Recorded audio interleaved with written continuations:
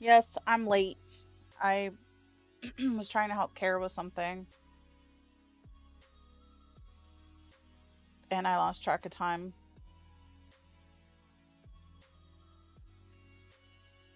It's fine. It's fine. And also, what the hell are you doing up so early? You said it'd be too early for you to be awake, and yet here you are, you goose.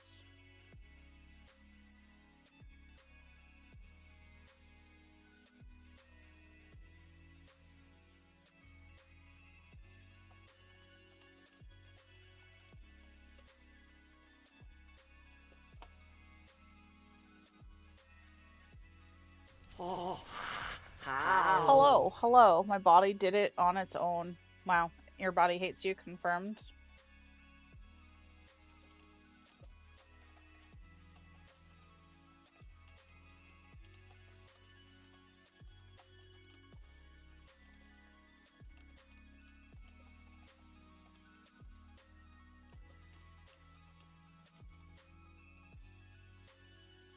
I was like, surely it was at 12 p.m. There's no way I wake up early today. Bro, you woke up super early. Like, super, super. What time did you end up going to sleep? Pretty fast after we got out of the hangout, or? Why would you do that? What? Oh, you're so cute. I love you. I'm late for my own stream because I was yelling on the fucking Twitter post for you and trying to see about the website. I was like, oh shit, it's 1:16. I gotta go. I think it was 3 when I left Toki. 3 your time? That's super late for you. But some days you'd be like getting off at like 1 a.m. my time. Wait, wait, what? Oh, I'm so confused. 3 a.m. Toki's time, 1 a.m. your time, is what you meant to say. Yep, he's definitely not awake yet, folks. I'm trying to find the letters. I do have to run to the bathroom because I just didn't do that yet. Because I was editing my Dark Souls content. A. Where's an R? Can I buy an R for... Aha! I don't have to buy it for shit. Run. EXE is not working. Alright, I want to do that on stream. And get rid of that, get rid of that. YouTube might be working. I never know anymore.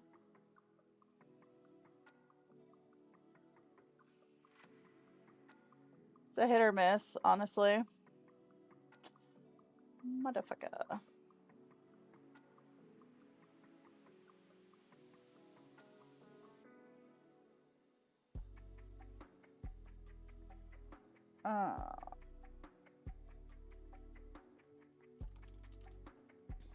Man.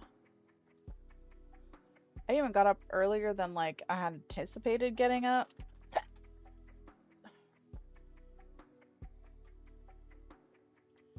What isn't the last time we do? Guess the game.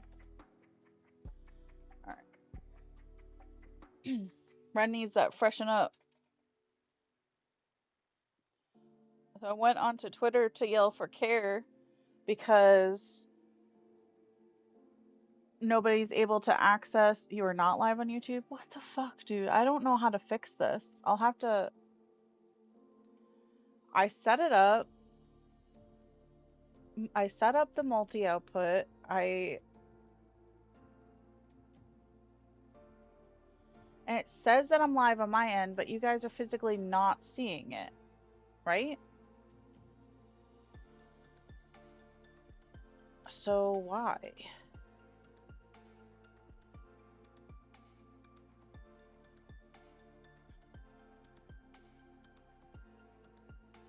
I'm so confused.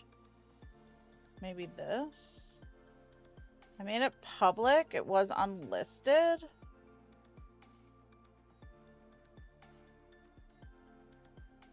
Alright. You go to this link and tell me if YouTube's working. Because that's really freaking weird. Alright, let's switch over. Do the screen. I'm like, hello, camera? I have the thing up. Live now? Okay, so it has to be public and then move to unlisted later on. I'm adding care to my board. We now have 3 members of the February sub. The art already fell out. Oh god.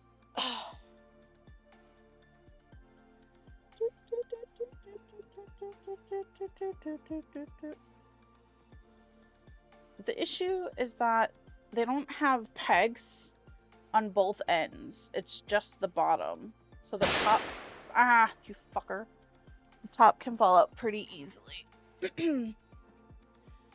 Not too bad, not too bad. Display capture.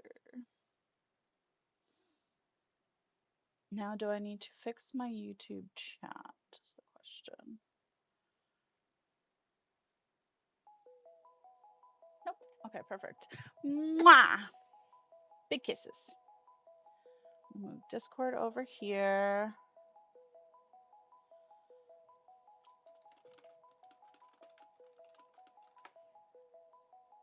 I have so many notifications.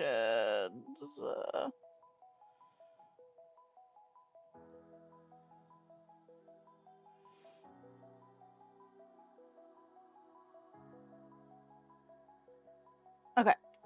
I scratched my lip trying to blow her a kiss.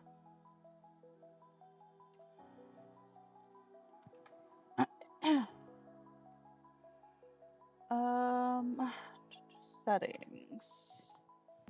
Right here.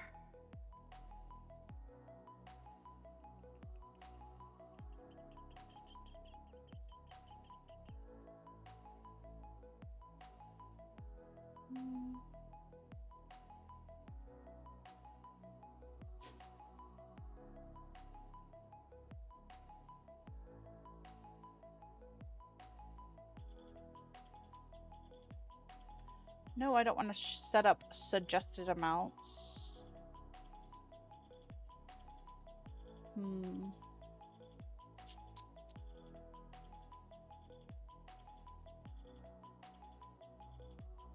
Doesn't look like that's an option.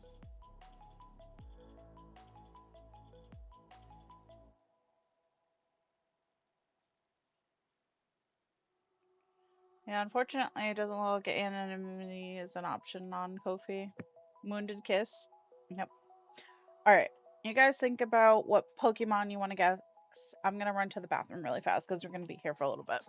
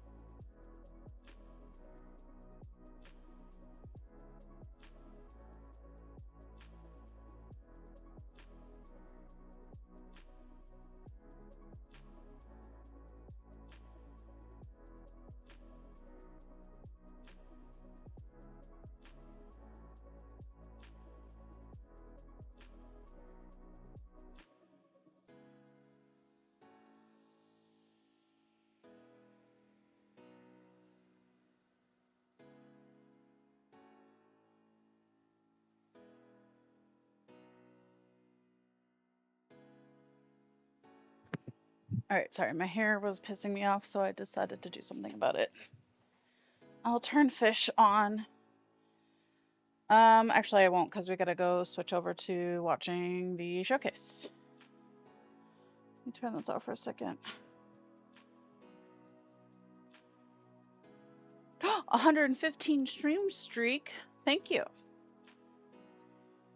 Whitethorn watch party. Watch it on YouTube.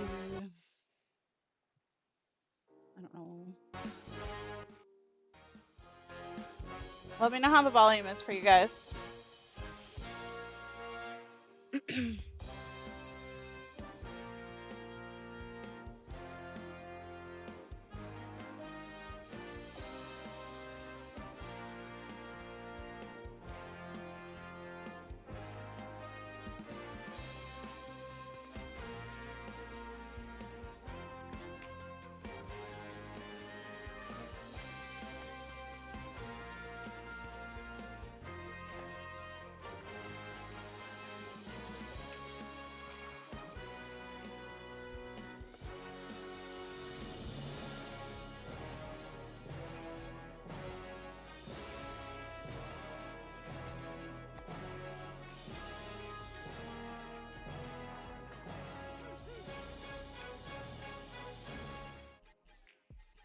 National Weather Service has issued yet another severe winter storm weather alert for Erie County. Getting this cold, over 20 inches of snow is expected to be accumulated by the end of the day. Residents are advised to stay off the roads, blowing snow and dangerous road conditions. Stay safe, Erie.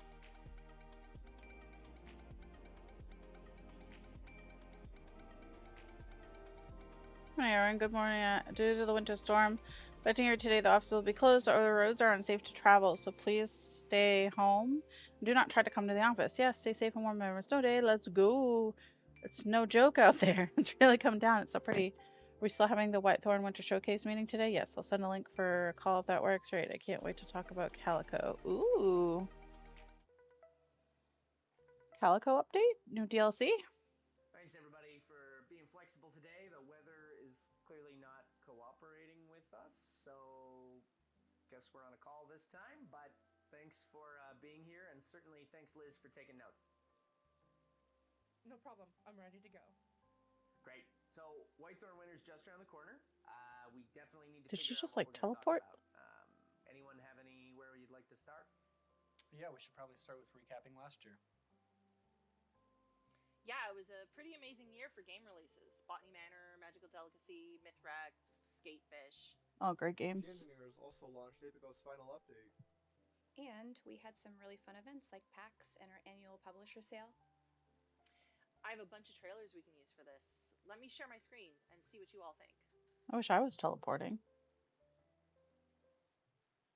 Although I guess they would have to be in the office then.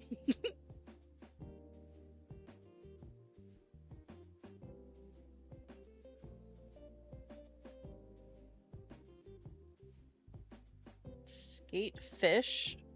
So you skate and fish. Sounds dangerous, honestly.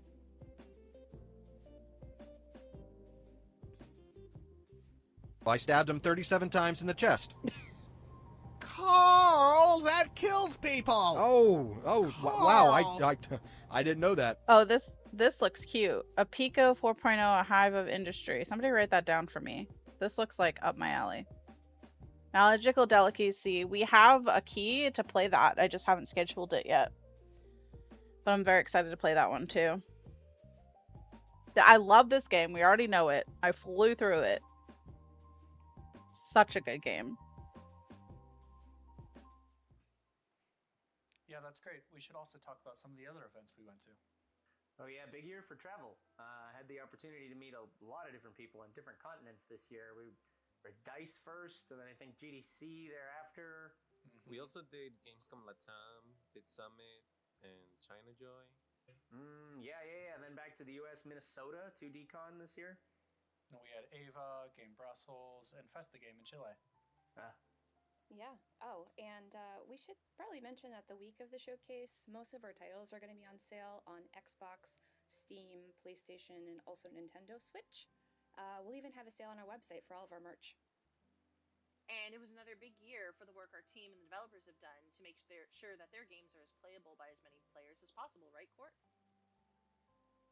Yeah, definitely. We learned a lot this year from testing, our community, and other partner creators who want to make games more accessible to everyone. And we have so much more coming up this year. Like the Grudge, you dick. Like some new DLC for Calico. Speaking of things right? Ah, happening see, this I knew year, it. Body Manor just launched on PlayStation. We should Yep, talk I about that did. for sure. Oh, Yeah, I think I that's have a the trailer for key that that I one have to too. play for it Tell me what is y'all on think. PlayStation. Or Xbox, I don't remember.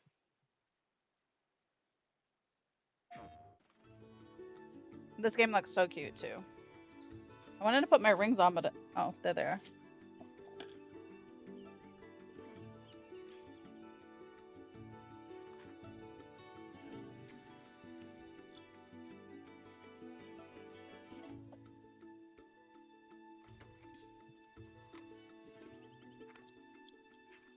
Well, I did the video, and then when I got down the hill, I realized the video for some reason didn't play. So Sally, I'm going to have to do another one and send it to you. I don't have a good background, but I'll get it done. Ah, man, that's weird.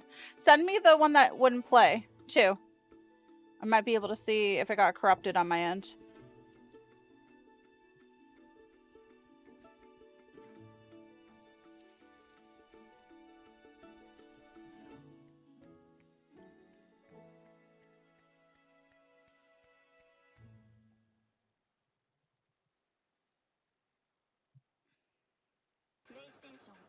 PlayStation.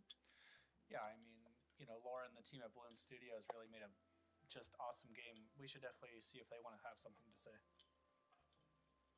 Good idea. You have a call with them next week, right? Why don't you float the idea to them and see what the team thinks? I can totally do that. How are you feeling? Feeling good.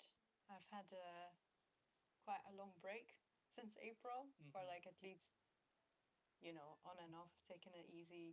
And I had a very long Christmas break, which was nice.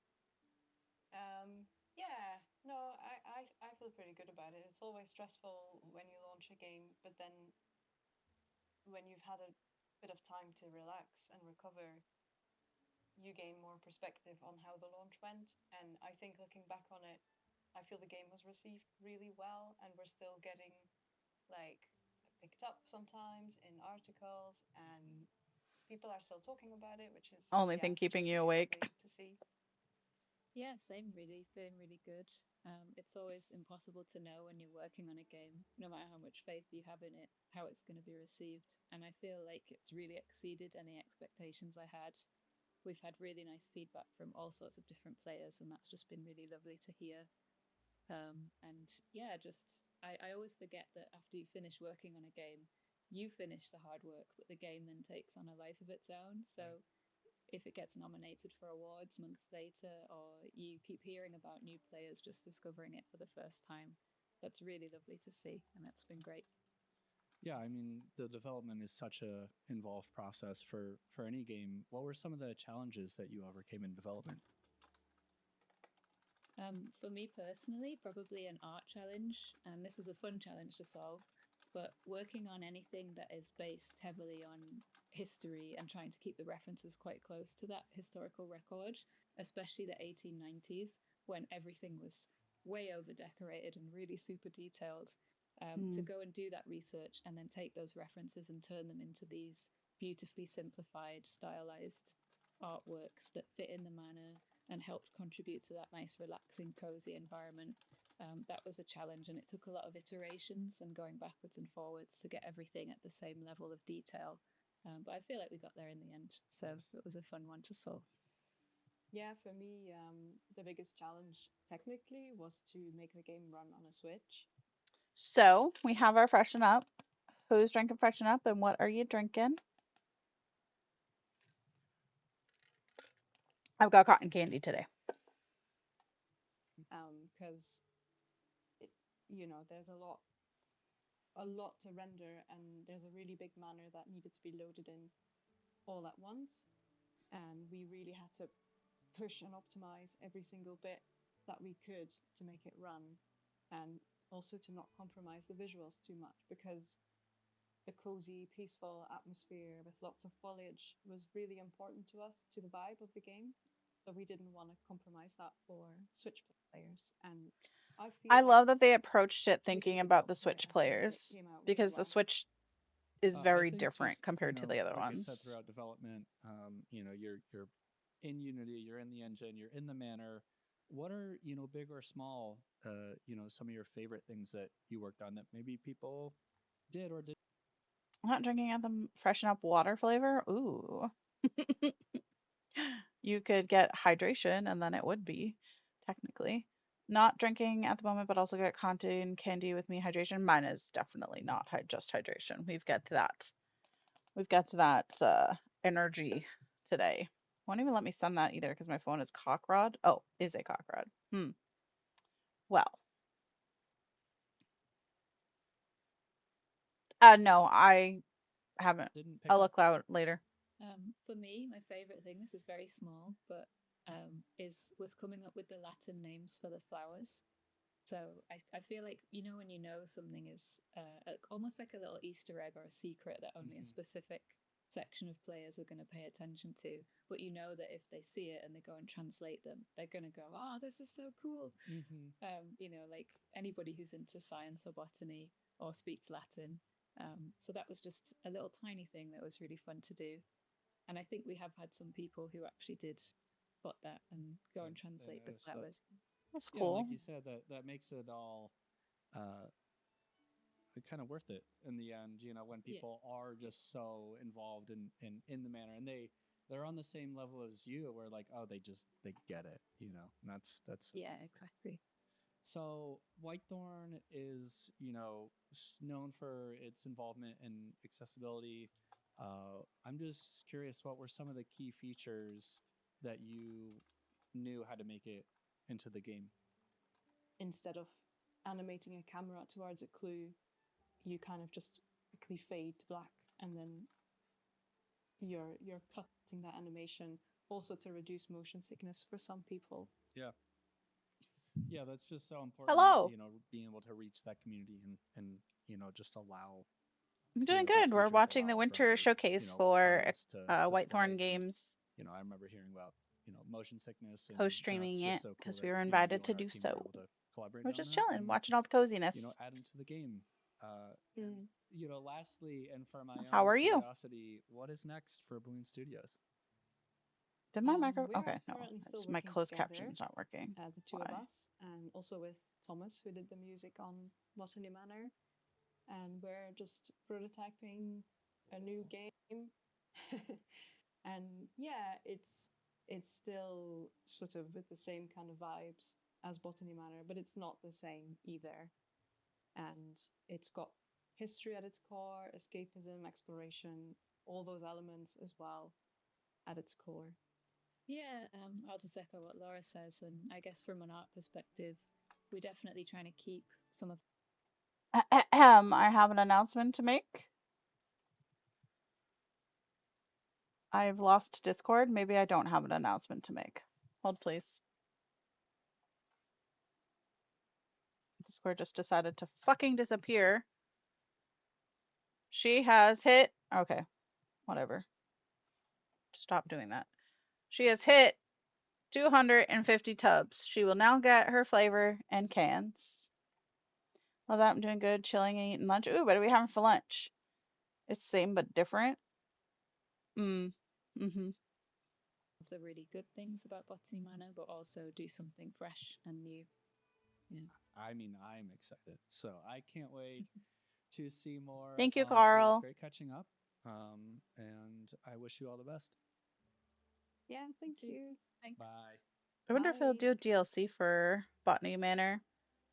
Gosh, Botany Manor was such a fun game to work on, wasn't it, Pedro? It really was, and I think it was a blooming success. Oh my god. Wasn't Botany Manor also involved in the first accessibility showcase too? It was, and last year we were able to showcase accessibility features available in Magical Delicacy and Slime Heroes. Yes, what an honor. I mean, included with so many amazing developers making stuff more inclusive for everybody out I there. love that. Yeah, it would be. I don't believe it is live. Maybe portions of it, but it does look like they recorded a little bit prior to today. Roast beef, roast beef, and Munster cheese. Ooh, don't see Munster a lot. Do you prefer that over Swiss? I had pizza and tapas earlier. I had my leftover McDonald's from yesterday that Mister bought me. Organizer of that showcase to join us for Whitethorn Winter. Laura K. This is why we're also watching it on YouTube because you can't pause on Twitch. Dale, right? I'd love to talk to her about accessibility. Well, let's set that up. Laura, thank you so much for joining us today. It's so great to see you. Thank you so much for having me. So, you've spent a lot of your career as a journalist and a consultant highlighting accessibility in gaming and in the games Her industry. chair has So bunny I'd ears. like to That's learn so a little cute. bit more about why accessibility in video games is so important to you. I am a disabled gamer, and my disability has always been intertwined with how I experience video games. From my first experiences growing up as an autistic child, using hyperfixation on Pokemon as a way to try and connect with other people my own age, Well, through to same. recognizing barriers in the kinds of games I struggle to play, and barriers that I didn't really have language to talk about why I was struggling with. It felt like somewhere that I had a lot to say that might be able to do some good. And the more of my career I have poured into accessibility beyond just the disabilities that personally impact me, it has become more and more apparent quite how huge a set of room there is right now in the industry for positive growth with things we know how to do. We just need to tell developers we know the solutions to a lot of these problems. You just need to give them a go. Yeah, they just need to Yeah, I think listen. that's really fair. Seeing all those gaps are one of the big motivators. Love Monster, I also have to agree that you don't hear many people talk about it. Yeah, it's not on. Like, I know of it and I've had it and I love it, but like most people are like Swiss, American, provolone, or like pepper jack. I prefer my favorite cheeses are cheddar, like cheddar. Love me some cheddar. And I just recently found out that if you have IBS, the drier cheeses actually don't affect you with IBS. So I put a shit ton of Parmesan on everything and a shit ton of cheddar on everything. Those are my go-tos, and those are the two that don't affect me, and that's why I'm able to eat cheese the way that I do. Don't know if you can use one of the photos as a background for the video instead. Maybe it's possibly, yeah. I might be able to do that. A scab is so itchy. Um, Specifically, my favorite cheddar is like Hoffman's cheddar, but like sharp cheddar too. Well, the scab just got ripped off because of my sweater, so there's that. Still gonna be itchy though. I mean, honestly, I love all cheeses, and cheese would make me a happy human, and I didn't know that about the dry cheeses. Yeah, I just recently found that out. Thought I would share that in case you're like, I can eat certain things without it bothering me. That is why. To getting you into this field. Are there any other things that really motivated you to really present this platform? So, in terms of starting to do regular online published content under the accessibility series that I do, a big part of it was talking to developers early on and hearing that there was very little in the way of beginner friendly introductory content that was like, hey, we're going to assume that you know nothing about these topics, about what disabilities exist, how people could be helped, what those even basic introductions are, to sort of build up a knowledge base. And that was something I felt confident in doing. I was like, I feel like it's not that much work to talk to people, find out the basics, and sort of give people an easy entry point. And the See, more it's not that of hard, that but I put a out lot of off, that I companies don't realized want to how many listen, and developers, that's where the problem it wasn't that they didn't lies. want to be accessible, they just didn't know how many ways there were to be accessible and how many groups of players they could be accommodating if they thought about it. And that was sort of a really self-fulfilling cycle of, oh, even the basics are getting a lot of people going, I didn't know I could do this. What if I could make the more complicated stuff manageable in that same way? And that really encouraged me to sort of keep going with it. I see. That's really interesting. I think Cathedral City cheddar. I feel like these are things I'm only gonna be able to get in the Uke. Edam sucks. Or good red Leicester. Leicester. Hmm. Can't forget Gouda. I like Gouda, but like it has to be on certain things. When we're working with our developers, we are encouraging them to incorporate these accessibility features. But like you said, like there's so much out there, it's hard to know what to put in, what's the right way of doing it. So with our developers having the goal of making games as accessible to as many players as possible, what advice would you give to them or to other developers trying to do the same? I think the easiest Bring on thing is somebody go specializing online and in find disabled accessibility. gamers talking about their experiences. We are at a point in this industry where there is a ridiculous wealth of knowledge out there being freely provided that you can use to learn firsthand experience from different people. If you go to somewhere like Blue Sky as a social media network and look for accessibility, you can find starter packs of hundreds of accessibility people in the games industry to start following who are Hmm. constantly talking about their experiences and needs. You can go to somewhere like Twitch and search for the disability tag and go watch disabled gamers with various disabilities and how they are engaging with games. If you've already got games released, you can go look for that tag on Twitch and find out how disabled people are already working within the games you've released and going, ooh, what could I do to make that easier for that person the way they're playing? There are so many people putting out reviews of video games from accessibility perspectives. There has never been more ability to see what disabled gamers are saying about the games they play and what is helping them and what isn't, and to just soak that information in. I see, that's really amazing. And so, from the other end of things, if players want to see more accessibility in games, is there anything that they can do to help developers with that? I think the biggest thing that people can do is Speak up. advocate for it and talk to developers about the fact that they want to see it, whether it personally impacts them and their needs or not. A lot of the time, disability and accessibility are going to impact everyone eventually, even if they don't impact you today. If nothing else, as you age, you're probably going to start experiencing reductions in fine motor control, in vision, in hearing. Eventually, you're probably going to need these things yourself. And if it takes self motivation to be invested in that, then so be it. But ideally, whatever that motivation is, if you want to see accessibility improve, tell these companies, I wish more of my friends could play your games. I wish that 30 or 40 years from now, I want them Yeah, to play Courtney's their very games, that I'll still focused. be able to be buying them. Make it obvious to them that Listen, I it's come from a not. place where Worcester and Gloucester have the same Leicester issue. She's singing, "Shut up, bitch, I want to talk." It's hard because they might be on a time limit, so she probably has to try and segue into the next discussion. Just disabled people who want to see these improvements happen, that everyone wants to see them happen, and that everyone eventually is going to benefit from these changes. I see. No, that's a great point. I think when we talk about accessibility, sometimes people we assume we're only trying to appeal to disabled gamers, but it's true that for everybody, these features are helpful and may be helpful in the future. Hmm. Well, Laura, thank you so much for joining us today. It was so great to talk to you, so great to catch up. And before we go, one last thing before we go, where can people find you? And if they want to get involved with the accessibility showcase, how do they do that? Yep, I can be found at Laura K Buzz on most places, social media wise, that you might find someone.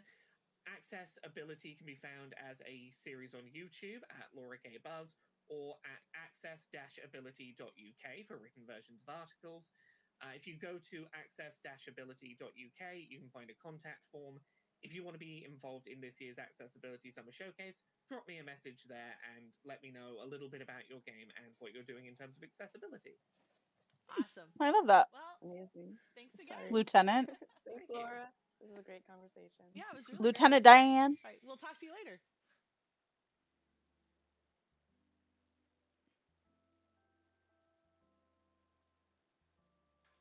Speaking of accessible games, are we ready to talk about Calico now? You know, Yeah. Slime Heroes actually out in a couple of weeks. I think that's probably high on the priority list. I'm really excited about that launch. I actually had so much fun playing the demo. I love a good Souls like. Yeah, that corrupted silver boss fight was super tough. I'm really glad that there's features in the game to allow you to play like Slime no Heroes is matter a what your skill Souls-like level game, is. apparently. We should Didn't definitely know show that that. new trailer too. Oh, you mean the trailer announcing that it's coming to PlayStation? I have that right here.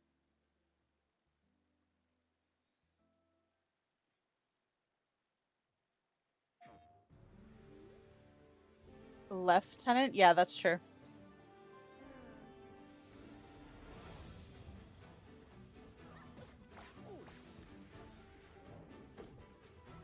Okay, now that I'm watching it, it's obviously a Souls-like, but... The Guardians, supposed to protect this land, failed.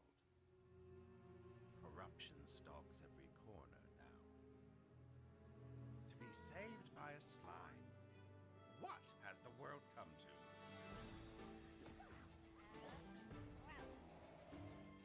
Not gonna lie, I'd probably rather pick this up than play fucking Dark Souls. Not gonna lie.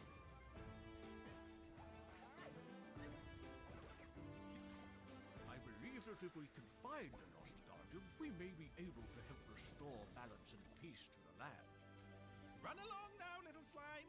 See how tough you are. Plus, you're cute.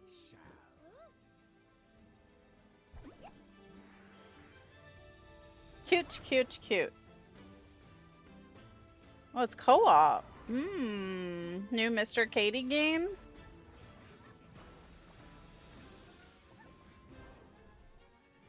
He's gonna be like, why do you hate me? It does look fun. Oh no! We got smashed!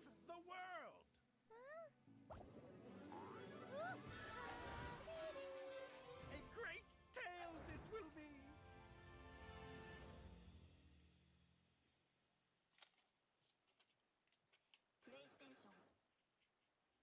The Pancake Games team is really excited about it. I'm We'll sure have to they'd play be it down on to talk about PlayStation it. too, Community. so...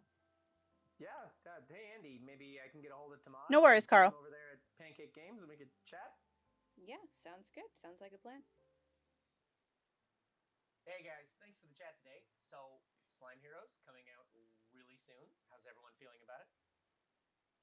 Feeling I'm great. excited. Yeah, we're really excited about this release. We've been working on this for the last 3 years, and this is the first time this is the first project this team has built together. So we're just really excited for people to experience it for the first time. Very Cool. nice. And can you talk a little bit about the inspiration behind the story of the game? Yeah, the inspiration I for think Slime Heroes. they're reading their questions off of a piece of paper, but trying not to be obvious about it. I think you should just do that. Like, just read your questions, because it's important to word them the way that you want them worded. Was fundamentally we wanted to tell a story of an underdog or a person, a character that is viewed as weak or not beneficial to the world, the society, and really show that through perseverance and them like working towards their goals, that they can become something great. She And might be a even streamer. become a hero. Well, I know that creating a Souls-like game and making it approachable for players is really important to you guys. Why do you think that is? Why is that so important to you? So we really wanted to make this game approachable because, like, I like the color of Matt's glasses. and Souls-like games are known for being difficult, but there's a lot of great things from those games too. For this, we wanted as many people as possible to be able to enjoy the game and experience it together. And so that, with that in mind, we wanted to make sure that it was accessible and specifically allow people to. We want to build a game that people can enjoy and can tweak whatever is difficult for them so that they get the right amount of difficulty for them and can still enjoy. I'm gonna lie, I don't know how Tomas has his hair in front of his eyes. We're just making games for people to have. That would irritate me. You I don't like anything blocking my vision. Speaking of accessibility generally, I mean, obviously, making this accessible to as many players as possible is a big part of the mission for both you and us. But like, do you have any features that you think were absolutely must-have for accessibility around launch? So, I mean, generally we tried to get as much as we could in, and I know there's Visual identifications is super important.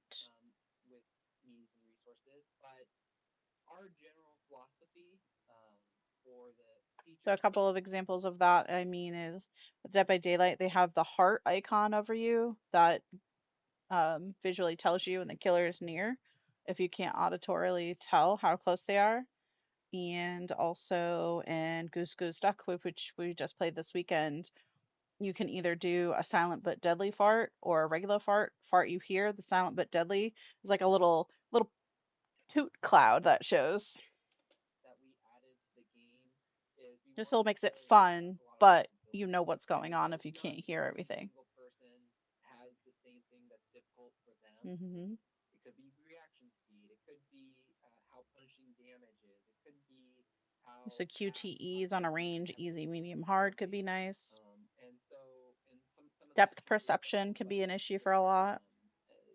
everyone has different difficulties, Hmm. and so we try to just create a lot of features and sliders to be able to change the thing that makes it the game difficult for you, and be able to set that so it I can like be. that.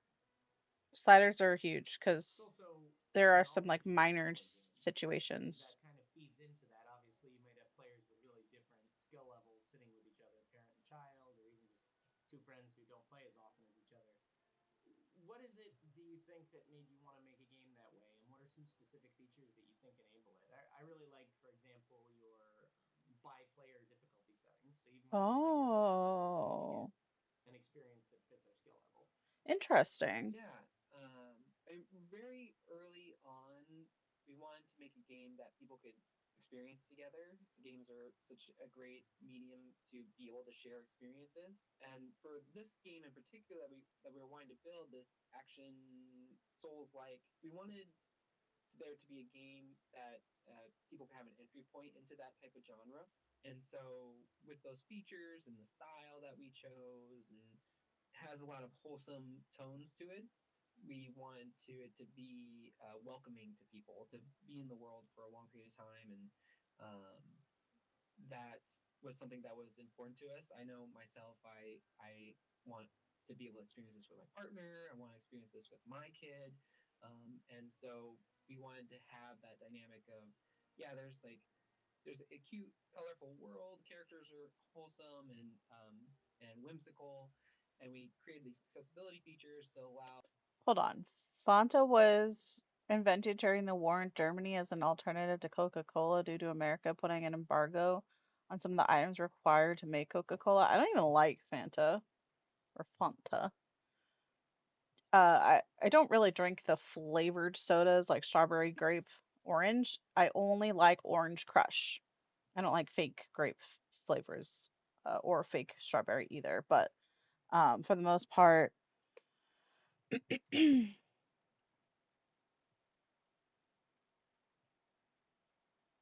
for the most part, it's just Orange Crush. Cocaine. I mean, you would think that cocaine was part of that, right? Maybe that was the one item that was still being allowed. I mean, I feel like a lot of soldiers might have participated in cocaine usage due to um being afraid to sleep and getting like hit by the enemy or whatever.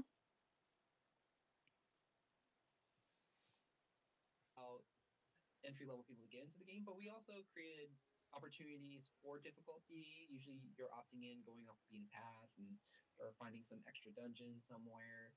And so, basically, allowing both people who are entering into this type of game and people who are familiar with this both enjoy and being able to share it together. I love that. I've got kids myself, obviously, and we play together all the time. So anything that makes that easier is welcome. Do you have anything you want players to take away after they're done playing Slime Heroes? Yeah, I mean, one, like, this game is fully you can play the whole game co-op, both locally and online. So Ooh, cool. definitely enjoy this game with somebody. Mister, I got a game And for us then to because the idea of play. the story is we want people to feel empowered, and so after the story, probably the key takeaway is to feel empowered after this. And have fun. Thank you so much, Tomas. I really appreciate you guys taking the time to chit chat with me today. Yeah, thanks for having me here. Yeah, thanks so much. Mm-hmm. Bye. We have another couple of games coming up this year, right? Yeah, Spray Paint Simulator is one of them. I'm so Yeah, excited there's for a this demo for one. that in Steam Next It's like Fest, Power and Wash we probably Simulator, but with spray paint. Oh, you mean this one right here? I'm very excited about this game. So crisp, so smooth, so yes.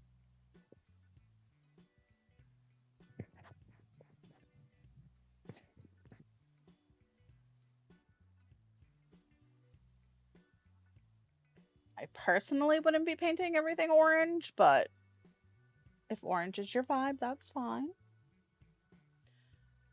I'm aware my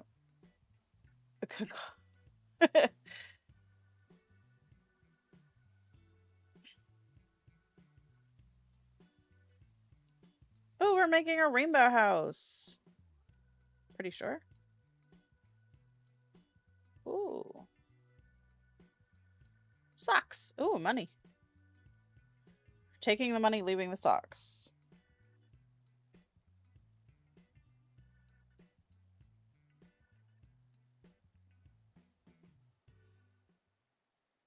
Yeah, I mean the spray painting is just absolutely so satisfying in that game. Mm-hmm. Yeah, and I'm definitely going to make it my mission to find all the Easter eggs the North Star Video Games team hid in free spray mode. The dev team is really cool too. They worked on Ooh, we could lot of have like games before they became an indie a studio. decorating challenge Oh with a yeah, I should theme. definitely set up an interview with them. What do you all think? Yeah, let's do it. Let's do it. Line that up. Yep. Well, thanks for joining me today, guys. So we'd love to hear a little bit about the game. I think that's something we should definitely share with the audience. Do you guys want to tell us a little something about Spray Paint Simulator? We're North Star Video Games. We're based in the UK. Spray Paint Simulator, it's a relaxing, creative game about transforming objects from old to new. It's a very satisfying and rewarding experience. The gameplay loop is kind of you prep, spray, and reveal your work. You get to choose your colours and you paint things however you like. Well, actually, if you play it in career mode, it's like you paint it how the customer wants it, and then once you unlock it, you go to free spray and you can paint it however you want without restriction. Recently finished it for Christmas. We're working on multiplayer, so we've got co-op multiplayer. Ooh, co-op multiplayer. In free spray mode. So the idea. Hold on, I gotta phone.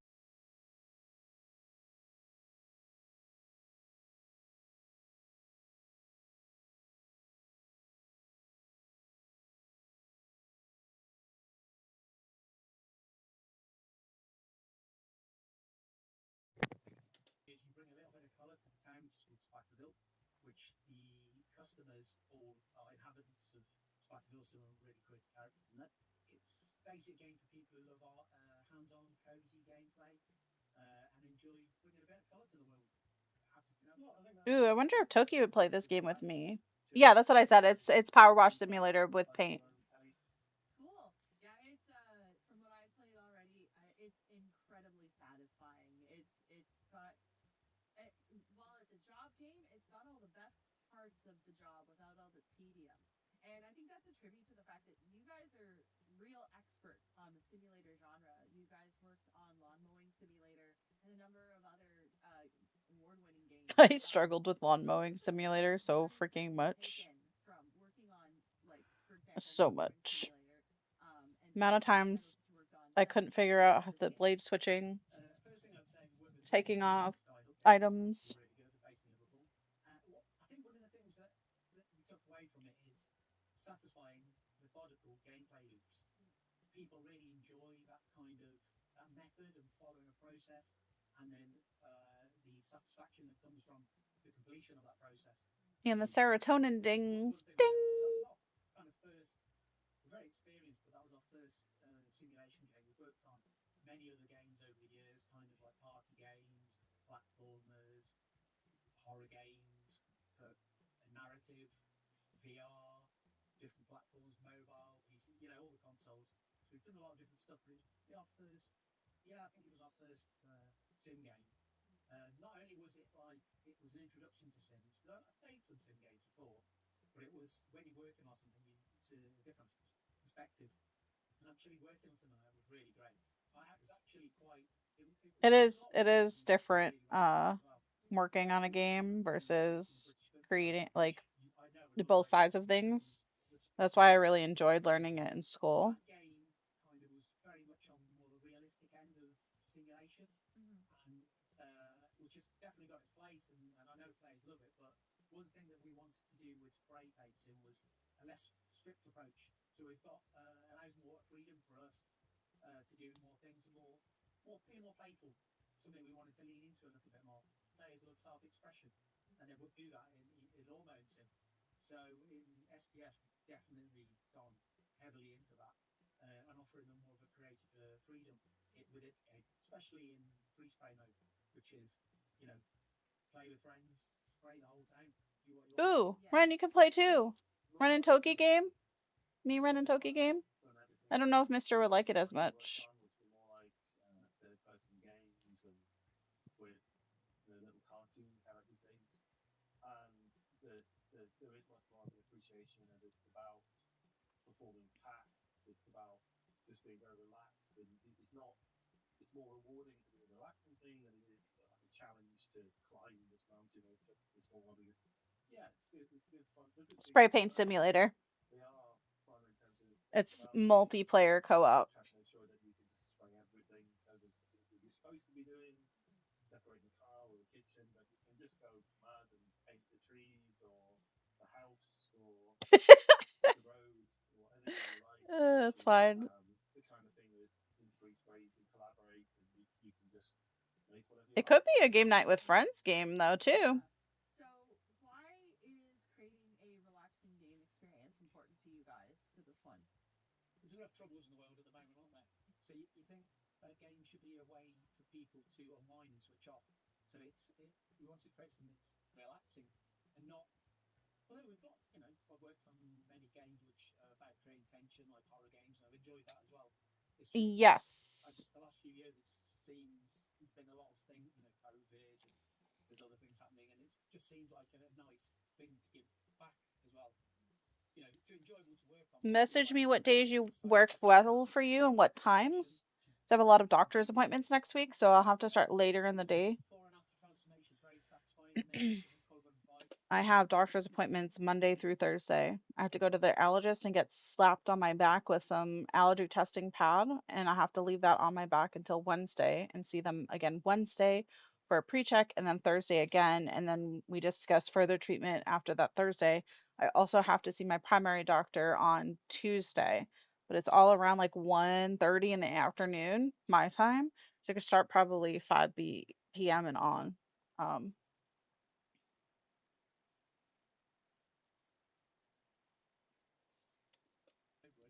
Not in work till the 17th. Okay, so yeah, but what times work best for you? Yeah, they're shorter appointments, but it's still like getting up and going to them. It's mentally exhausting. The allergy test can be physically exhausting as well. It took a lot out of me this last time I had it. So apparently the back test is worse. So I don't want to commit like at 2:30 and get home at like 2, eat, and then jump into streaming and playing. I'd rather like come home, eat, if I need a nap, and start later on in the day. Anything before 7 a.m. my time? So that's what time you want to go to bed is 7 a.m. Okay, perfect. Adds to that experience. So, it's always good to try. You can get from dirty to clean, or in our case, something that's maybe dull, and you added that vibrancy and renew it. It's a new thing. That kind of side of things. Yeah, that's what I would say.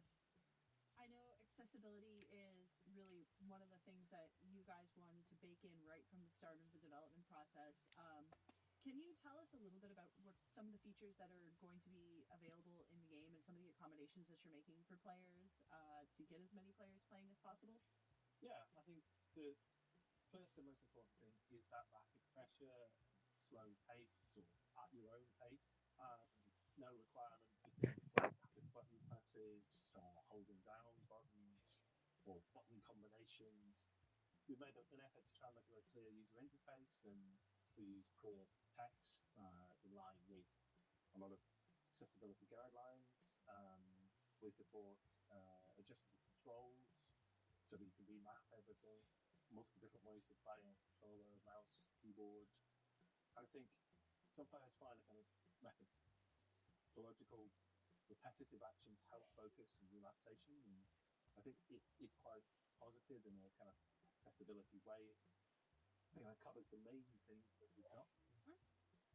Cool. Well, our time Bless is you. almost up, but we didn't get a chance to talk about that awesome soundtrack. Do you guys want to say a little thing about that? Like, it's the perfect music to paint to. What inspired you guys to go with that kind of soundscape for your game, and what did you want to make sure was in there? To be cozy and comfy. Go towards something that's maybe a bit more relaxed, chilled, but laid back, easy going, and upbeat, really. But because what we've gone for And not is something that you did puts quite you a to lot of research sleep, when you were but looking at isn't like, similar comparable titles. Then you look at the anxiety. reviews, and what a lot of players tend to do is they'll switch off the in-game music and they'll put a podcast on or listen to their own music. So what we've done is there's a real world device in the game, so it's kind of a radio. So you can pull the radio and it's free. You don't have to buy it in the shop. Drop it in the scene, and you can. This is also a little bit influenced by games like Grand Theft Auto, where you've got the radio in the game and you can split it. Right. I like that a Kind of lot. idea where it's kind of you just flick the button and it plays different tunes on the radio at the time.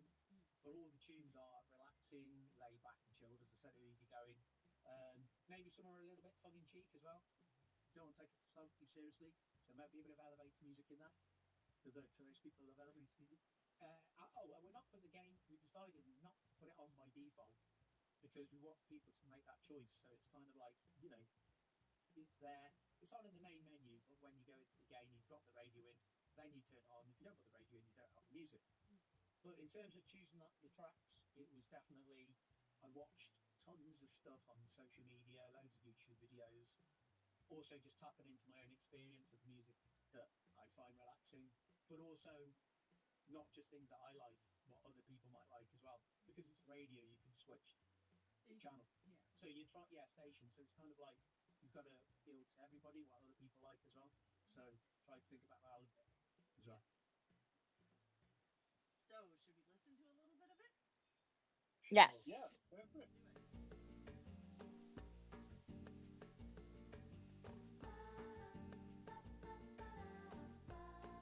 This is the elevator music. That has to Always be the good to check in elevator. with the devs. And with each other too.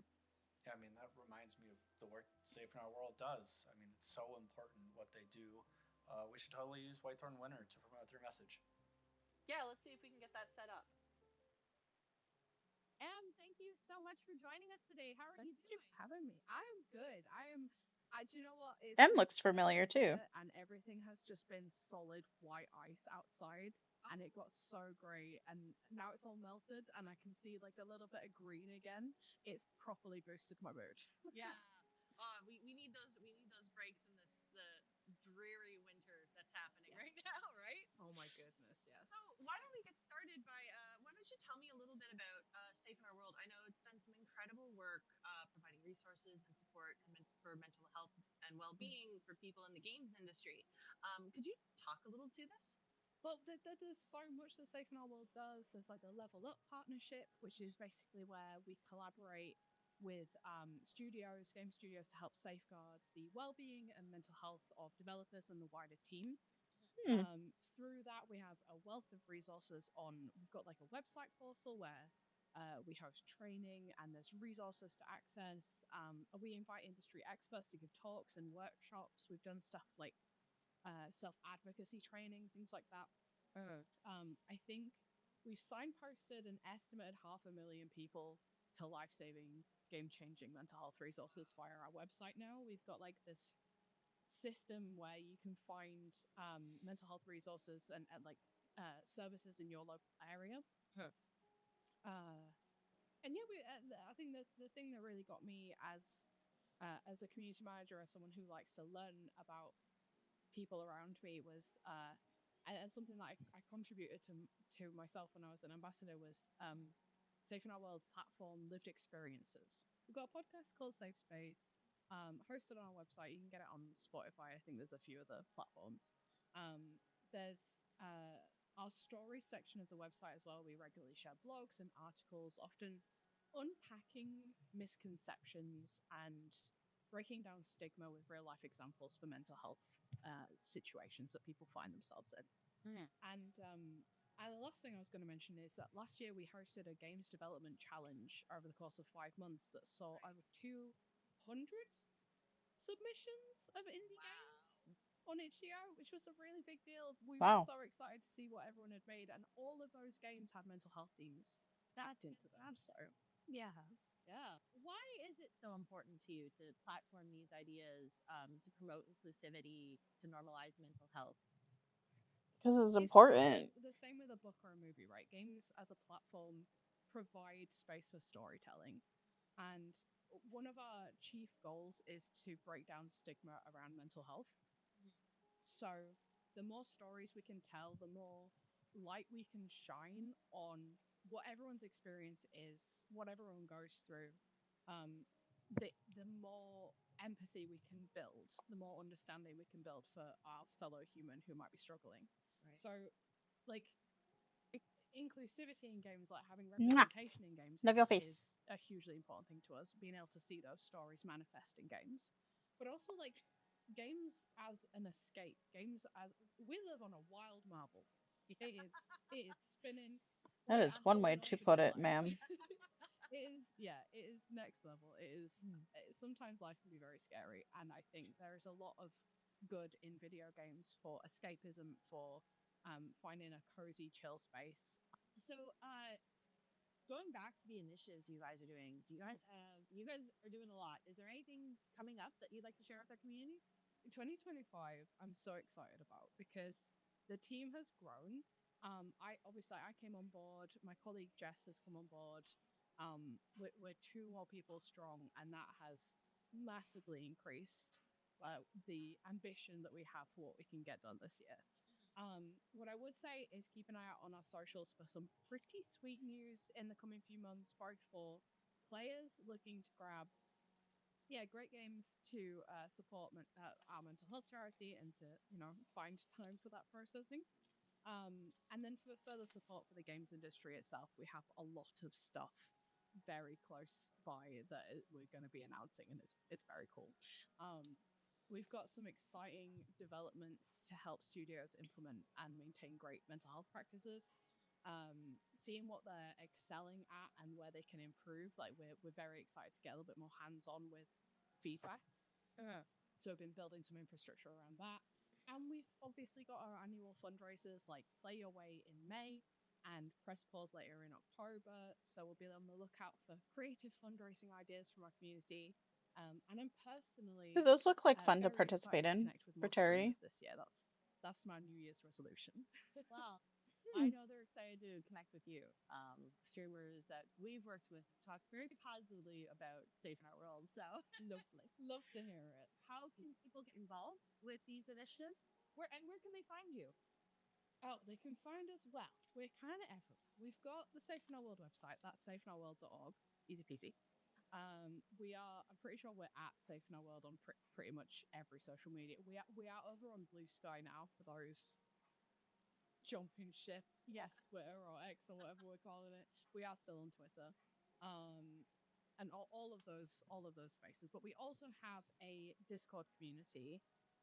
Pretty sure it's like over 2,000 people at this point, if not more. It's a really very cozy, wholesome little space, and I would highly recommend it if you'd like to join. And that is the Safer Together Discord. So easy peasy to find over on our website. Great. All right. So before I let you go, what's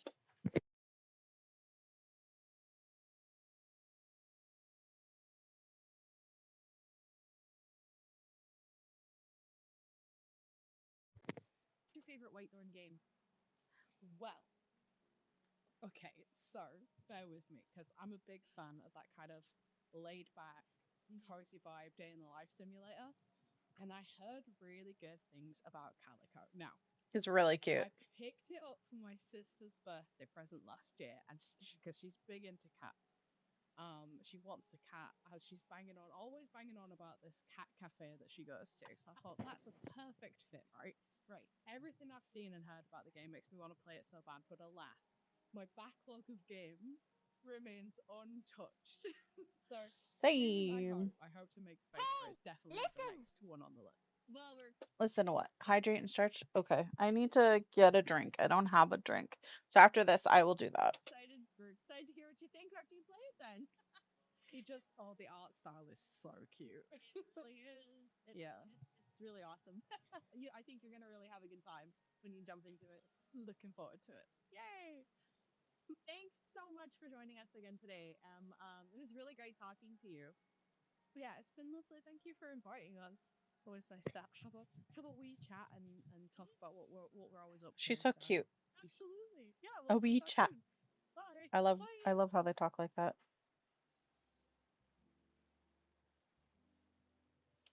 All right. Safeinourworld.org and at Safe in Our World. Because I want to join I want to look into joining the fundraisers that they're doing. The games industry is making strides to be more inclusive to creators and players, but it still has a long way to go. It's groups like Safe in Our World who are leading the charge in education and providing much needed awareness, support, and destigmatization in the industry that will help us bring the game space that we all love to where it needs to be. How can we help Safe in Our World do more? There's actually a number of ways. There's programs on their website, and also you can donate directly. But beyond that, they also do charity bundles sometimes. You remember last year we were in one of theirs? Yeah, we were. And I guess we'll just have to stay tuned and see what they have cooking this year. Hey guys, it's really coming down out there. I am so sick of the snow. I would rather be on a beach anywhere. I love snow. You mean a beach like Ambrosia Island? Okay, we know this game. We love this game. We beat this game. Go watch the YouTube series We of can it. at least include it in the showcase. Don't we have an announcement about a new platform? Yeah, it's coming to PlayStation. You guys Oh, there you go. Oh yeah. Yeah.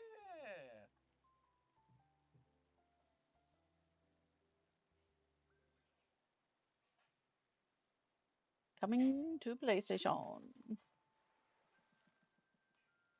I loved this game. I loved it so much.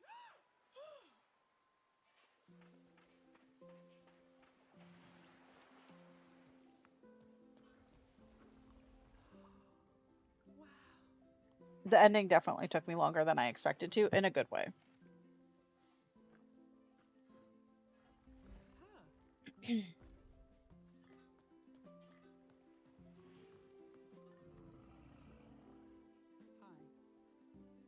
Hi.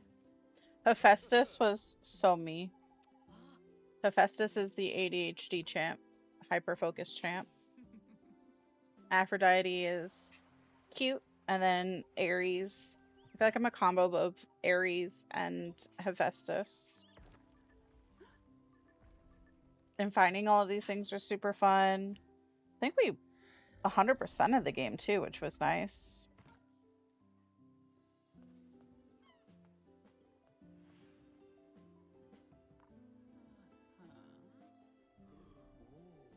And for you trophy people out there, this should be a fairly easy platinum game, I'd imagine.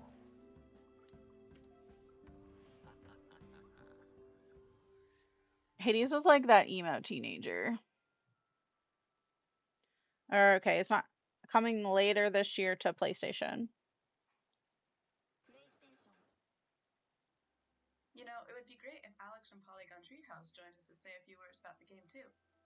I'm sure he'd be up for it. Let me chat with him. So it's been a few months since Mythric has released on PC, Xbox, and Nintendo Switch. What's it been like seeing people experiencing the game now that it's out in the wild? It's been absolutely terrifying, but really, really exciting at the same time. I think we've been working on something for so long, and you've been quite close to it, and I like his background. It's very nurtured it aesthetically and make sure pleasing. It's got all of his game progressing, and then stuff it's behind out in him. the wild, and people are playing it and interacting in their own ways and experiencing the story for the first time. It is really scary, but we're building games to be played, and it's always really exciting to see how different people react to it, and people connecting with the story and the characters. So yeah, really, it's just the most rewarding bit of making a game, seeing people play it and seeing people enjoying it. Right. Yeah. Right. Well, hopefully you've had some time to rest and recover now that it's been out. But I'm just curious about the most fulfilling parts, big or small, that come to mind I throughout feel the like whole researching the background of all of the Greek mythology and So I think one of incorporating into the the game coolest would be things in I think pretty cool Summer for me. Game Fest, some really awesome cosplay of our main character Alex. It was Ooh. quite a confusing situation because I'm called Alex, the player character in the game is called Alex, and the lady who's did the cosplay is also called Alex. Spider-Man meme. There's a Yes. triple Alex whammy. But that was just so amazing, and to go from something the character you've been scribbling on paper and working with closely to then see someone do such an amazing job of cosplaying them. That was Do really, we get really to see mind the blowing. There's definitely something cosplayer? about going from a 2D sketch, seeing the character come out in 3D is one thing. Yeah. See a real live I would person like to see the being your cosplay. character. That's so That cool. was really, yeah, really, really awesome. And I think people connecting with the story. We've had lots of messaged up people being reduced to tears at the end of the game. They felt such a strong connection to the characters, and also obviously with Mythrax, our take on the Greek gods, they're not kind of old dusty Greek gods, quite a modern interpretation, answering the question, what would the Greek gods be like if they're alive in today's world? And I so loved that. there was Absolutely loved that. an article and review by Working Classicists. They loved the game. They really got where we were going with it, and so that was kind of like a real relief for me. Modern versions And of just the gods it's like really mess. great I to see love lore, Greek proper especially. classicists really embrace the idea of They Mythrax did this really well. and its kind of I was strengths very and impressed with stuff. this So that game. was, yeah, just we could go on and on, but there's just three really big highlights for me. Yeah, it's amazing, especially just hitting kind of some of these pockets outside of our bubble, which we're so inside, like we said. Um, game is out on PC, Xbox, and Switch, but now it's coming to PlayStation. It's exciting. Yeah, really exciting. I personally have quite a long history with PlayStation. I kind of Super Nintendo and then PlayStation was part of my kind of console journey growing up. And actually, after university, I spent the first half of my career working at PlayStation. So I worked at Oh. Sony Cambridge, then became Gorilla Cambridge. I worked a lot on a lot of big PlayStation IP. And so, yeah, PlayStation will always be something that's close to my heart. To have an indie game we've made come to PlayStation is always going to be a really special thing. Yep. Yeah, that's awesome. Yeah, and that makes me just think of the DualSense. I mean, that controller is just it really has taken controllers to the next level. Wow. But I'm just curious if you had any ideas on how you could take advantage of that with Mithra. Yeah, you're right. It does feel like a kind of big step forward, and I think games like Astrobot really show what that controller and the fidelity that it can bring to an experience. And one of the central mechanics of Mythrex is the Ambrosia X's radar. So as you're exploring a 3D space, like a magic metal detector, the pings and the sound will increase the closer you're getting, like, proximity to a hidden treasure. And so, yeah, clearly it's really exciting to see the potential of how that might work with the DualSense controller. Yeah, well, I am so excited to play And I Mythrax used the once again. PlayStation controller for it.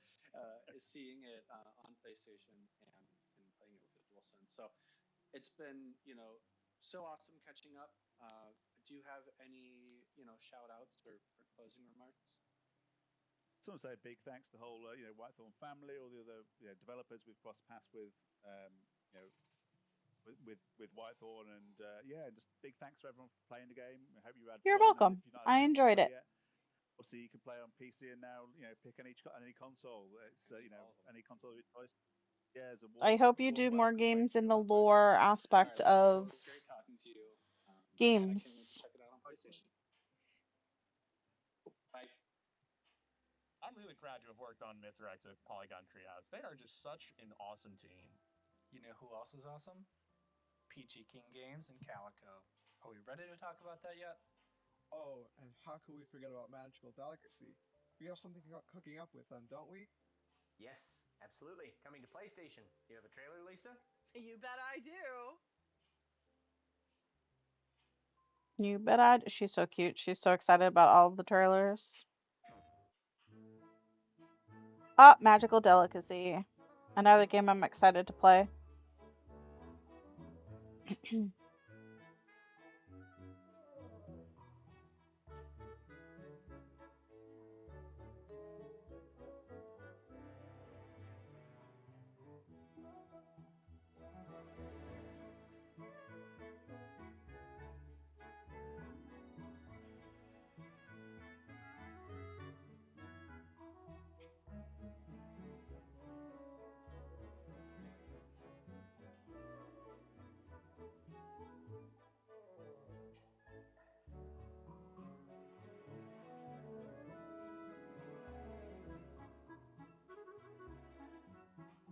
I love the art style too. It's like quirky.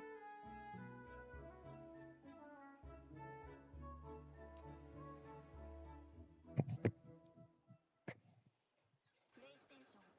think I have mine Watching for that trailer made me hungry. Steam. Hungry for more magical delicacy, right? Always. It was a really Let me see here. Yep, it's here.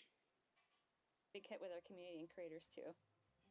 Speaking of creators, we should chat with Stream for a Cause. We collaborated on quite a few charitable initiatives Stream with for them a last Cause year. is good too. They do some incredible work connecting creators with community nonprofits to help fundraise for important causes at the local level. I'm sure our community would love to hear what they have coming up this year. Oh, definitely. Great idea. Let's see if we can set that up.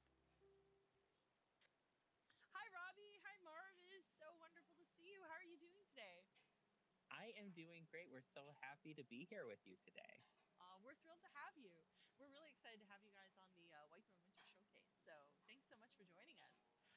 Let's get started. Why don't you tell me a little bit about Stream for a Cause and some of the initiatives that you and your team partake in? Sure. So, Stream for Cause is a nonprofit. We're based in Michigan, but we work all over the world. Our mission is to connect funds raised through online spaces into actual communities. So the world keeps getting more global, right? Like we have like online communities, we have these huge, giant, we call them name brand nonprofits that are doing amazing work. But what about the ones that are in our own backyards? What about our local food pantries? What about our local humane societies, shelter houses, pride centers? They don't always have access to raising money in the same way that we do with content creators, which totally makes sense, right? Like that's fine, but what can we do about it? And that's what we do at Stream for a Cause.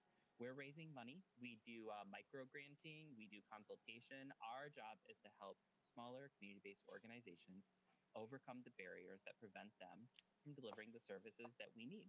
Because even if we do live in a more global space, we still also live in a town or a community or a neighborhood. So we need to continue to support those places as well. And we work with content creators of any size on really any platforms, and we take those funds and we not only crowdsource them for Stream for a Cause, because like Robbie said, a lot of these small charities and nonprofits that we work with in these local communities, giving them money sometimes doesn't always solve the problem. So our sustainability coaching and our other programs are so integral to Money's a Stream for a band-aid. It Cause, needs and to we be a really have our constant content creators to thank for that. support That's amazing. So what do you all to have sustain everything.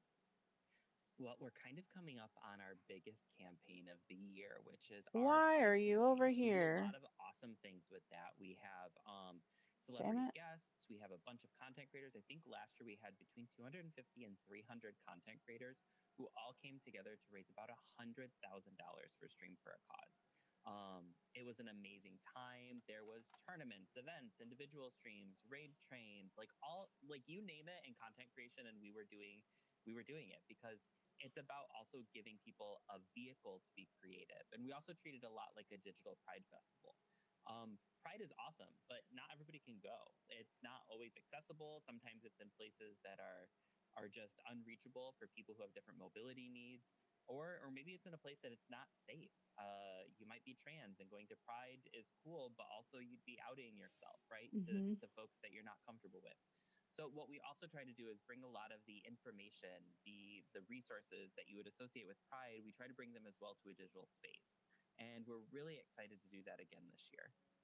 Pride is really important to our community. A lot of our content creators identify in the LGBTQAI plus community. A lot of our content creators are also just a part of marginalized communities in general. We have a lot of great allies as well. So Pride is always a really great time for us all to get together and have that pride. Cute. Yeah, exactly. It sounds like a very exciting and important activation that you guys are working on. So, with such a diverse, you know, group of creators and of your team, inclusivity and representation seems to be very important. Why is that? I think that it's because people like to see games that they can see themselves in. We love to be able Same to with TV showcase shows, movies. games of all different types. The idea of being inclusive, right? Like it's something that we can treat like a chore, or it's something that we can just embrace because we all have differences. We all have things that make us unique. We all have different thoughts and ideas and all of this stuff. Mhm. And we also have differences in the way that we grew up or the experiences that we've had. So making sure that we have media that represents that. We always love to approach those things. That's why we love Whitethorn games so much, because honestly, so many of the different games that you put out naturally have just like representation cooked into them because it's something that's important to the developers on your teams. And so for us, that makes a huge it just makes a huge difference, and being able to talk about the games. We always love when there's something new from Whitethorn coming out because it's going to be something that's relatable to the people in our communities. And for all the different studios right now that are like questioning it, they're thinking like, wow, DEI, like that's getting cut everywhere, like should we play it safe? I just want to encourage you to continue to be brave because there are people that rely on that. There are people who need to see themselves as a young brown kid going into STEM, or they maybe need to see themselves as like a cool like witchy vibe, right? Like there's all sorts of different stuff that's out, and if you continue to make those games, they're going to be speaking to the people that you're really wanting to reach. Shout out to Magical Delicacy. Well, just before we head out, where can people find you? How can they get involved? They have streamers, like a bunch of The best streamers place that to help find us, too. we're on all socials, but if you go to streamforacause.org, you can find all of our social handles there. If you're a small content creator and you're looking to get involved and be more philanthropic in your streams, we also have a sign up area right on our website. You can also access our Discord from streamforacause.org, where you can see all of the upcoming events and all the fun stuff we have planned for this year. That's awesome. I have it written We're down just so excited that y'all had us on the showcase for this us to year. Like we're participate. super big fans of Whitethorn Games. Ever since we were able to meet in person and even connect before that with just the random emails, you all have been so lovely and welcoming. So we're just, thank you so much from Stream for a Cause. We're really happy to be participating and to just celebrate everything that you have coming up this year. Well, we're super happy to have you, and thank you again for joining us and taking time out of your busy day. I know you got a lot to do, so I appreciate it. No, thank you. Have a great day, everybody. Yes, thank you. Great talking. Bye.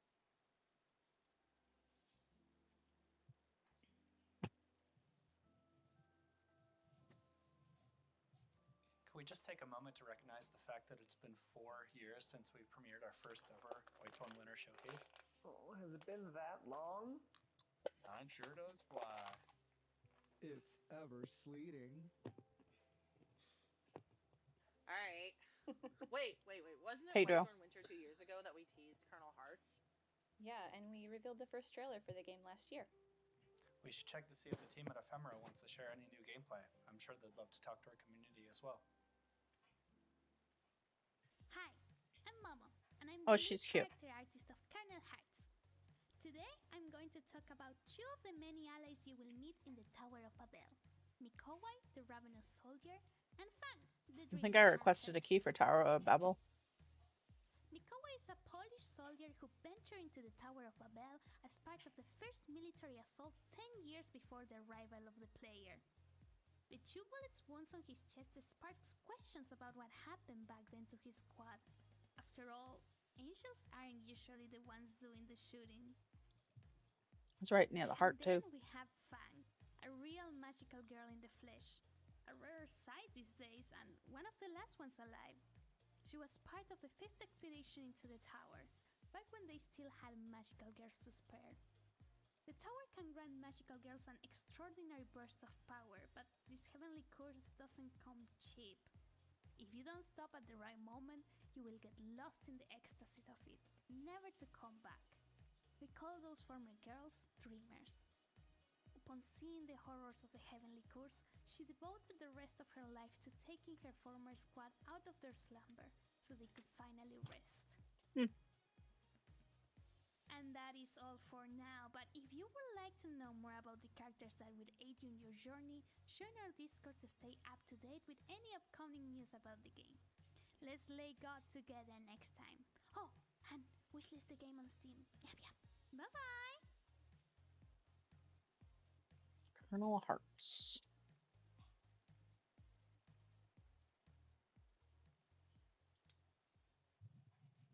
I don't like how she said lay God. Colonel Hearts revealed that it's coming to Xbox, right? That was at the Latin American Game Showcase. Yeah, no, it was such a great show too. There were so many awesome indies from Latin America. I wonder if the organizer, David, would be up for joining us for Whitethorn Winter. I would love to hear more about what they're doing to bring Latin American-led studios to a wider audience. Let's see if he's up for it. Well, David, it's great to meet you. We're excited to learn more about the work that Lax does in bringing global exposure to Latin America developers and studios. Can you tell us a little bit more about what you guys do and how it like impacts any developers in Latin America and how they benefit from it too? Yes, for sure. Well, first, thank you guys for including us. It's been a pleasure to collaborate with Whitethorn in the past. We're super happy to work with publishers that are also bringing attention and supporting devs in our region. So this is a pleasure and an honor. So thank you for having me. And yeah, the Latin American Games Showcase, it's precisely that. It's a platform that we started working on late 2022, 2023, I believe. I'm already lost on time. Fair. But we've done basically His four mustache is editions pretty already, and epic. the whole idea of it is to bring more awareness and visibility around the games being developed by Latin American developers, both within the region but also overseas. Like we've had teams from Colombian developers that are working on games from the Netherlands, and a lot of people in the United States and UK.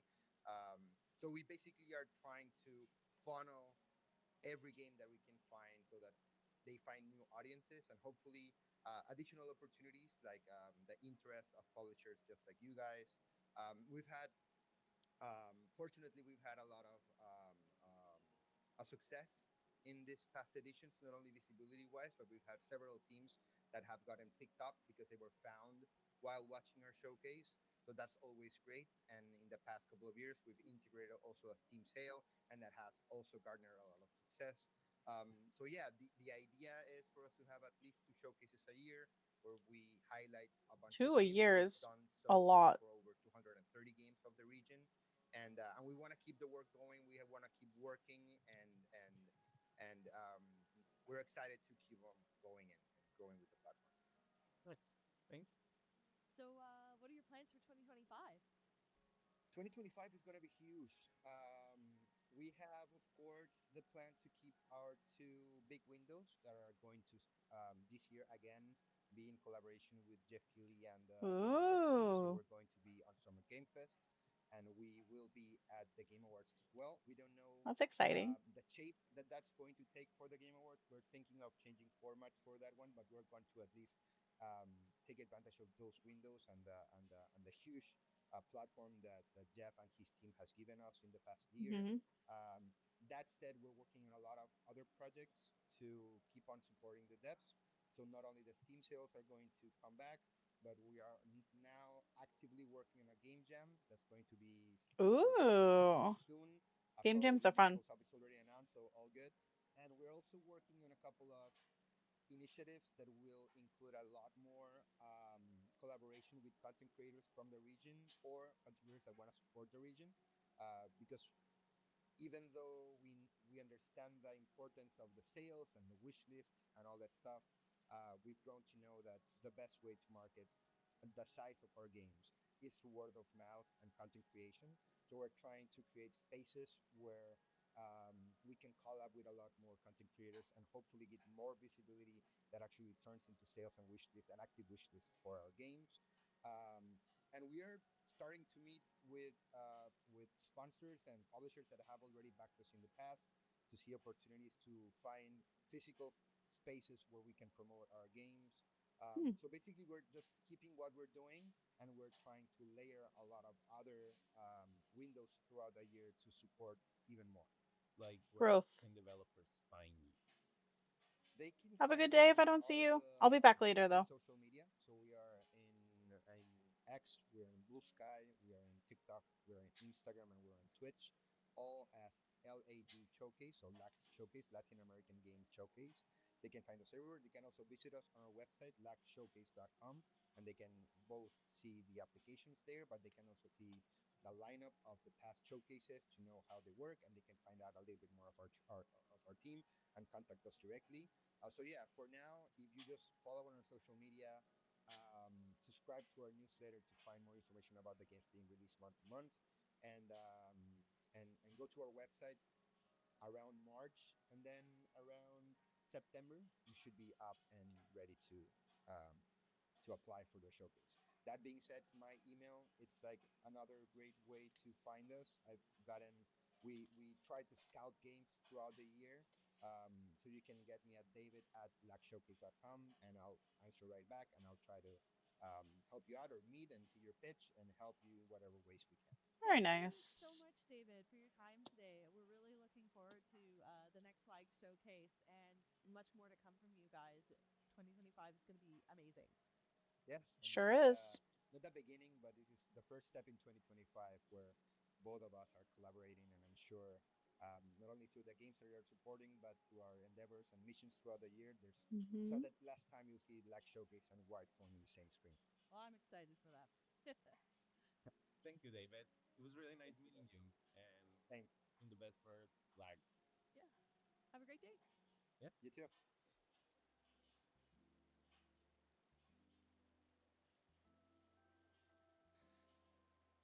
Okay, we've talked about all the games coming to PlayStation this year. We talked about all our other games coming out this year. We've had a look back at last year. Can we please talk about Calico now? Oh, guys, we're almost out of time, and we forgot to talk about Calico. Peachy Keen Games has new DLC for that really soon, right? Yeah, Calico neat things. We have something special to share about its release date, right? We do. Actually, it's launching during the Whitethorn Winters showcase on PC and Nintendo Switch. Ooh. Right now. You mean right meow? Right, meow. Roll the trailer. I missed what they called it.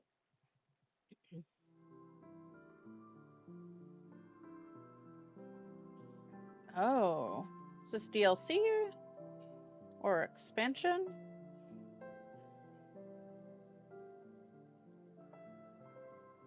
Ooh, that looks fun. I want to bounce on the bubbles.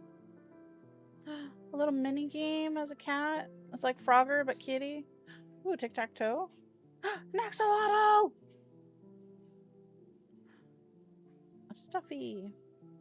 Neat things.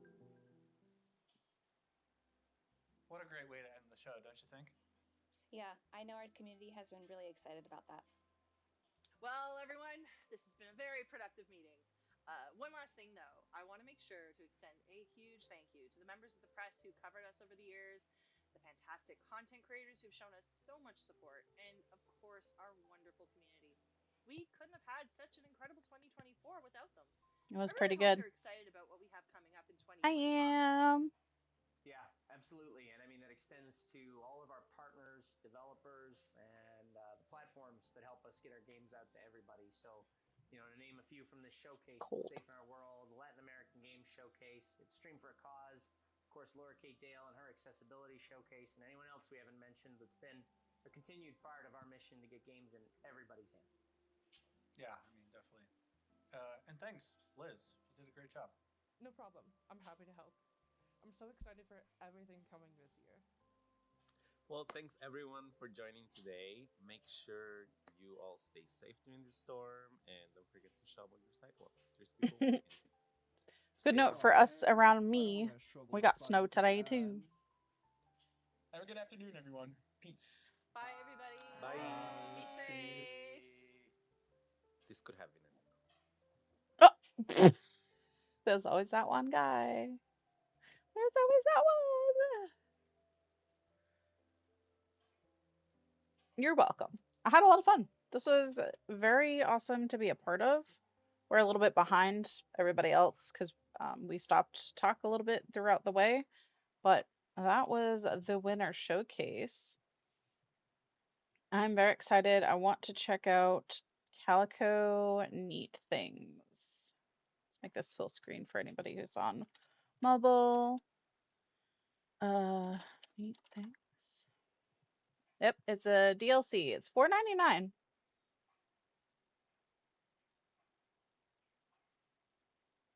What? Oh, you can buy the bundle for $14.94, so that includes this DLC plus the previous full Calico. Or you can buy the DLC for $5. I'll add that to my wish list because I would love to check that out. But yeah. Do we want to do our Pogidoll Wordle and guess the game now or before game night with friends later?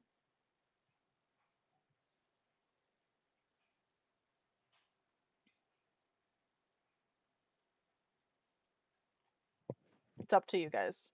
Game night? Okay. That's fine. I'll leave that up. So yeah, let's go find somebody to raid. I'm gonna take a break, get some work done, and then I'll be back. We're shooting for 10 p.m. Eastern for game night with friends, so I'll start around 9:30, maybe a little bit before. I'm gonna get some of my work done and record the things that I need to record for my challenge video so I can get some more editing done. Let's go find somebody to raid. Let's first and foremost check to see if anybody is live in the recruits. It's pretty early in the day, so I don't think I've seen anybody. No, no, no. Oh my god! Oh my god, was that Chris from Family Guy? That sounded like Chris from Family Guy. Oh, it was Game Grumps. Well, he sounded like Chris from Family Guy. Just saying. Let's just go raid Care Bear and congratulate her on hitting her can goal.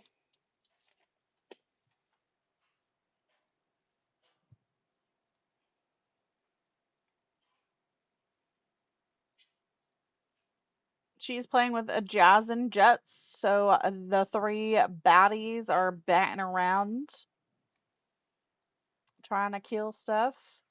You can use the first raid message. I know I saved. Thanks. I thought that I set this up. Oh, I did this on the second one. Okay. Use the first raid message if you're a follower. Use the second raid message if you're a subscriber. And let's make sure that we say congratulations on hitting her can goal. It's super exciting.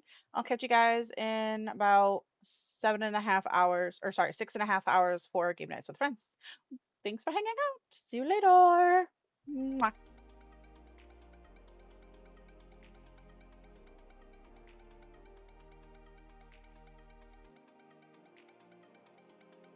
And just, Hallie, I didn't forget. I'm going to go grab some food and some water, so I will hydrate and stretch while I'm doing that. See you later.